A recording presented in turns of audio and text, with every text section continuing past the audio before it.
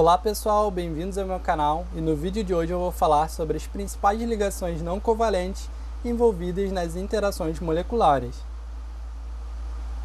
Bom, eu vou começar o vídeo falando sobre o que é uma ligação covalente, em seguida eu vou dar a definição sobre o que são as ligações não covalentes. As ligações covalentes e não covalentes são fundamentais para entender os princípios básicos da biologia e da química, visto que essas interações são responsáveis pela estrutura, função e comportamento das moléculas em sistemas biológicos e em materiais.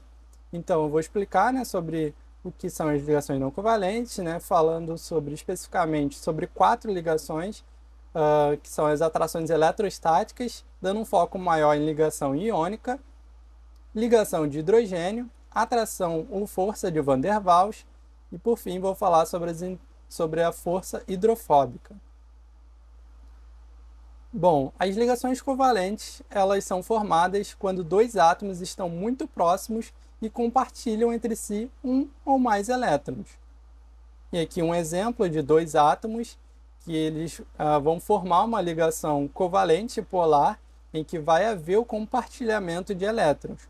Um átomo pode ser mais eletronegativo do que o outro, então esse elétron mais negativo ele vai atrair mais aquele elétron compartilhado mais para próximo de si, ficando com uma carga parcialmente negativa, por ter esse elétron mais próximo dele. E aí ele vai ficar, diz então que ele fica reduzido. Enquanto que aquele átomo que fica com um elétron mais distante, mais próximo do outro, ele vai ficar com uma carga parcialmente positiva. Então ele vai ficar oxidado. E aqui é uma ligação covalente simples. As ligações covalentes também podem formar dupla ligação, e aí no caso aqui há o compartilhamento de 2 elétrons de cada átomo, então totalizando 4 elétrons compartilhados. E isso muda um pouco a configuração dessa molécula, que aí ela tem uma maior rigidez em girar, mas eu vou explicar isso daqui a pouquinho. Cada átomo forma um número fixo de ligações covalentes em um arranjo espacial determinado. Por exemplo, aqui os arranjos dos átomos com ligações simples. O carbono, o nitrogênio e o oxigênio. O carbono ele forma 4 ligações, o nitrogênio 3 e o oxigênio 2 ligações. E eles ficam nessa forma, nesse arranjo. Agora, nas ligações duplas, o arranjo já muda um pouco para todos os átomos que formam ali ligações duplas, ligações covalentes duplas. E aí esses átomos ligados por 2 ou mais ligações covalentes não podem girar livremente ao redor do eixo da ligação. Bom, eu já fiz um vídeo aqui no canal em que eu explico um pouco sobre a importância das ligações duplas, que é o vídeo sobre o gráfico de Ramachandra, em que eu explico os planos tetaédricos, que são formados durante as ligações ali peptídicas, e como isso é importante para a estrutura tridimensional das proteínas, no caso, em que eu explico também sobre os ângulos φ e π. Então, recomendo que assista esse vídeo depois. Eu vou deixar o link na descrição. E agora falando sobre as ligações não covalentes. Bom, grande parte da biologia depende de ligações específicas entre diferentes moléculas formadas por 3 tipos de ligações não covalentes. Aqui tem uma tabela que resume as ligações químicas covalentes e não covalentes, informando o tipo de ligação, o comprimento dela em nanômetro, a força dela, no caso a energia, ali em quilojoules por mol, e também, entre parênteses aqui, em quilocalorias por mol. E a gente pode observar que as ligações covalentes, elas são menores, Aqui no caso está exemplificado entre 2 átomos, e aqui 0,15 nanômetro, então os átomos eles estão mais próximos entre si do que as ligações não covalentes, que estão aqui com um comprimento maior. E a gente também observa que as ligações covalentes ela tem uma energia consideravelmente maior do que as ligações não covalentes, Aqui a ligação iônica, ela no vácuo, ela tem uma força de interação até comparável com a ligação covalente, mas na presença de água ela é bastante reduzida, então se tornando uma ligação fraca. Depois eu vou explicar o motivo, né, do porquê disso. E é importante que a gente considere na água, né, porque, especialmente nos estudos de bioinformática, porque a gente, e no caso na saúde como um todo, né, porque o nosso foco é realmente investigar, né, o porquê das interações entre duas moléculas, né, que podem ser importantes para uma determinada via em um sistema biológico, ou interação entre medicamentos, né, no corpo humano, enfim. É importante que então a gente leve em consideração as soluções aquosas, né? E por isso as ligações elas são mais fracas na presença de água, mas eu vou explicar o motivo em seguida. Ainda existe um quarto fator, né, que é importante também para as interações entre as moléculas, que é a força hidrofóbica, que não é bem uma ligação, e posteriormente eu vou explicar mais sobre isso. Bom, uma ligação não covalente, como vocês podem ver, é uma ligação fraca, né, consideravelmente mais fraca que uma ligação covalente, mas quando existem numerosas ligações não covalentes, isso gera uma força intensa que permite que duas moléculas possam se unir. Isso quando são moléculas ali complementares. Como podemos observar aqui no exemplo, aqui no caso desse exemplo só são interações eletrostáticas, né? Mas como essa complementação, né, essas várias ligações não covalentes podem fazer com que duas proteínas se associem. E aqui, novamente, um exemplo, né, com várias ligações não covalentes, né, que são ligações fracas, né, mas podem acabar unindo duas moléculas. E são muito importantes para se associar, mas também não se associam de maneira tão forte, né? Isso também é importante, porque às vezes é importante que uma determinada proteína ela seja ativada só em um determinado momento. Então, o substrato vai interagir com aquela proteína e depois ele se dissocia, né, permitindo que aquela proteína funcione somente em um determinado momento. Bom, essas ligações não covalentes elas permitem que uma macromolécula selecione, por meio da associação, apenas uma entre os muitos milhares de outros tipos de moléculas presentes nas células. Agora, falando um pouquinho sobre as atrações eletrostáticas. Bom, as atrações eletrostáticas são forças de atração que ocorrem entre grupos totalmente carregados, que no caso de ligação iônica, e entre grupos parcialmente carregados de moléculas polares. Aqui no caso um exemplo entre dois átomos, né, um com carga parcial positiva e outro com uma carga parcial negativa, formando ali uma atração eletrostática. E as forças eletrostáticas são muito fortes na ausência de água, né, conforme eu mostrei naquela tabela. E aí elas são importantes na rigidez, por exemplo, de alguns minerais, como mármore e ágata, e também na formação de cristais de sal, o famoso cloreto de sódio, né, em que essas interações, essas ligações iônicas formam esses cristais de sal. Bom, na água, os grupos carregados ficam protegidos devido à interação que têm com a água. Como consequência, as atrações eletrostáticas são muito fracas em água. Bom, como sabemos, a água ela tem cargas parciais negativas e positivas, né? O oxigênio, ele por ser mais eletronegativo do que o hidrogênio, ele atrai mais os elétrons para si, então ele fica com uma carga parcial negativa e o hidrogênio fica com uma carga parcial positiva. E esse caráter da água faz com que possa interagir com com os íons, por exemplo, com moléculas carregadas, e aí isso dificulta, por exemplo, a formação de ligações iônicas, porque vai ocorrer essa competição com a água. Então isso enfraquece as ligações iônicas. Por isso que na presença de água as ligações iônicas são enfraquecidas. Bom, de maneira similar, os íons em solução podem se agrupar ao redor de grupos carregados e então as atrações enfraquecem ainda mais.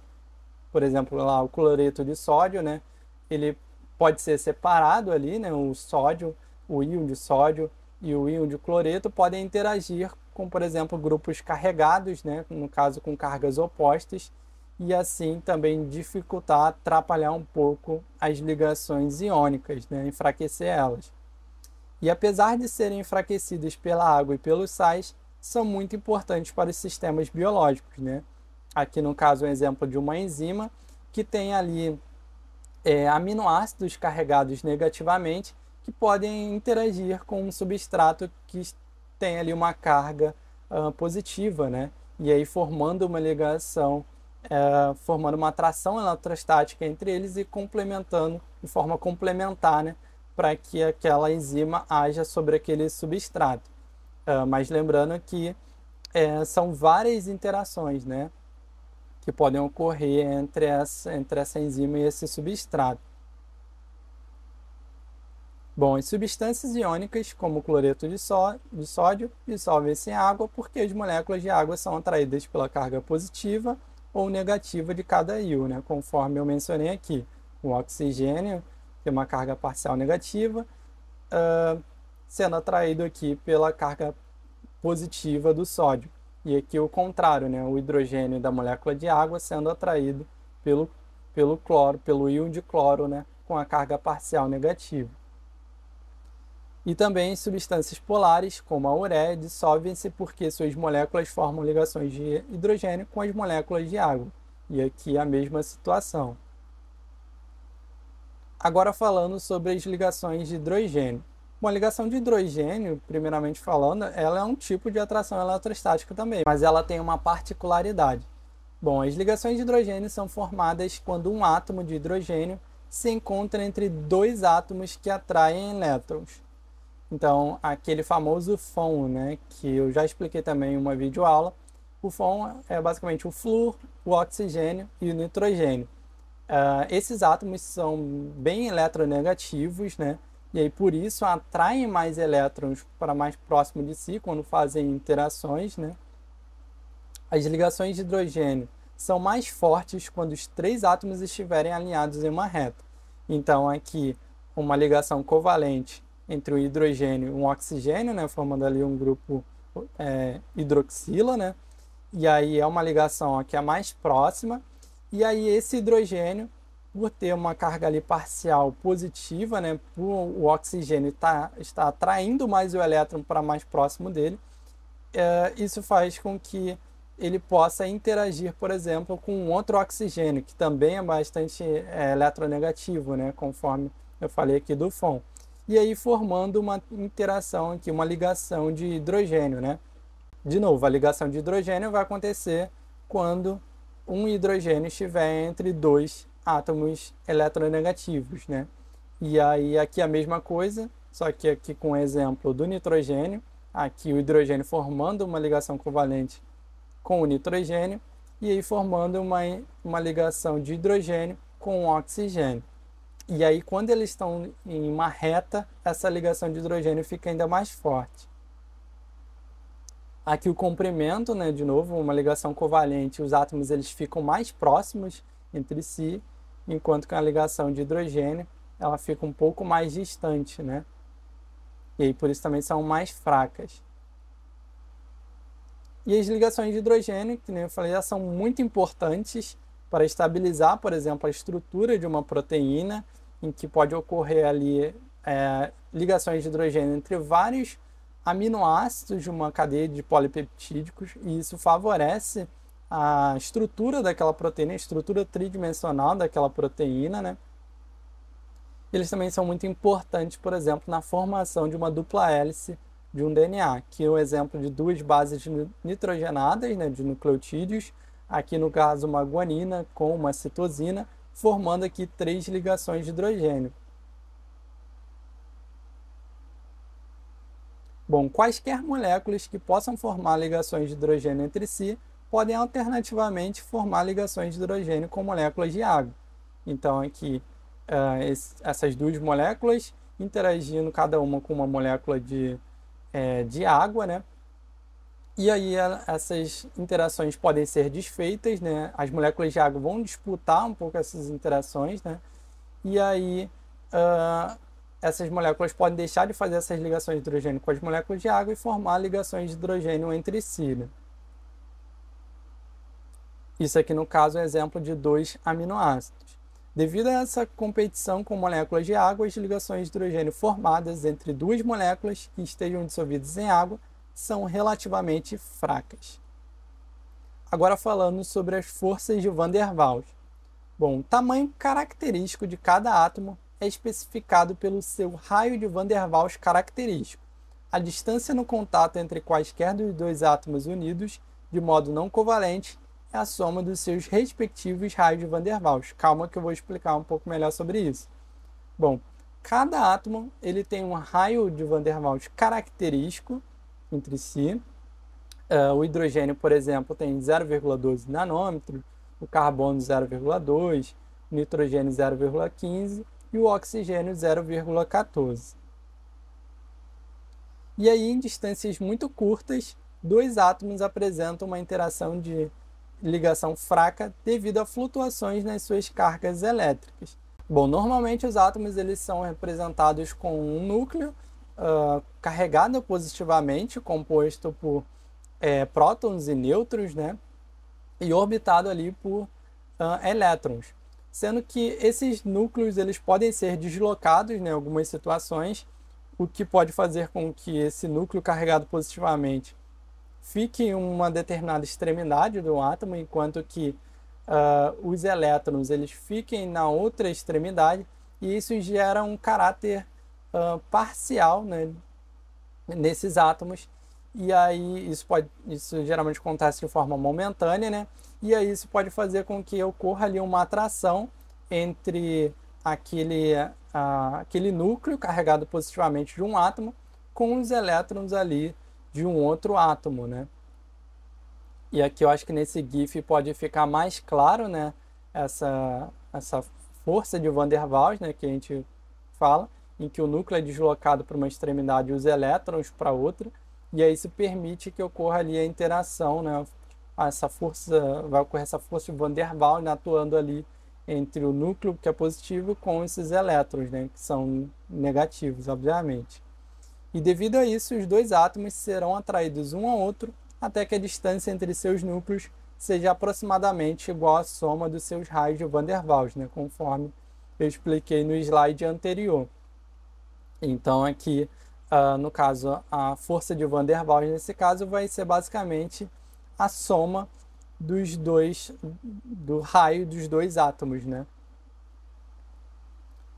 Observe que quando dois átomos formarem uma ligação covalente, os seus centros, os núcleos dos átomos estarão muito mais próximos do que a soma dos seus raios de Van der Waals. Então, aqui só por curiosidade, quando tem uma ligação covalente, os raios, né, desses núcleos eles ficam mais próximos, né? Ficam com um comprimento menor. E isso em ligações simples. Em ligações duplas eles ficam ainda mais próximos, né? Então isso faz com que tenha ainda uma energia maior de interação, né, entre esses átomos. Agora falando sobre a força hidrofóbica, ela é formada pela expulsão de superfícies não polares da rede de água mantida por ligações de hidrogênio, de modo que essas superfícies não polares já não interferem fisicamente nas interações altamente favoráveis que ocorrem entre as moléculas de água. Bom, diferente das outras ligações, né, não covalentes, a força hidrofóbica ela é um pouco diferente. Ela vai ocorrer basicamente pela repulsão que as moléculas de água exercem sobre moléculas hidrofóbicas, né? Aqui, por exemplo, tem uma rede aqui de moléculas de água em que ocorre aqui a presença de hidrocarbonetos, né, de moléculas ali com carbono e nitrogênio, que são característicos ali de moléculas hidrofóbicas. Então, a repulsão das moléculas de água sobre essas moléculas faz com que essas moléculas hidrofóbicas fiquem próximas entre si. E aí isso aqui a gente chama de força hidrofóbica, né? A água força os grupos hidrofóbicos a ficarem juntos, porque com isso os efeitos da perturbação da rede de ligações de hidrogênio da água são minimizados. Manter essas superfícies não polares unidas reduz o contato delas com a água. Nesse sentido, a força é inespecífica. E isso é muito importante para o novelamento de proteínas, né? As forças hidrofóbicas são fundamentais para o novelamento adequado das proteínas. Eu fiz um vídeo também sobre isso, né? Sobre o novelamento de proteínas, em que eu falo de forma mais aprofundada sobre a força hidrofóbica. Então, recomendo também que você assista, eu vou deixar o link na descrição. Então é isso, se você gostou do vídeo, não esqueça de deixar o seu gostei, né? Inscreva-se no canal, compartilhe esse vídeo com algum amigo, lembrando que é fundamental que você conheça essas interações, né? Esse é um vídeo básico, né? Então, para os estudos de bioinformática, é necessário que você entenda sobre essas interações. Eu não me aprofundei, o intuito desse vídeo é mais apresentar, né? Passar os conceitos mais básicos, mas, por exemplo, nas forças de Van der Waals, existem ali algumas especificidades, como por exemplo, existem dipolo induzido, dispersão de London, mas eu preferi não me aprofundar nesse momento. Mas é importante que vocês entendam pelo menos esse básico.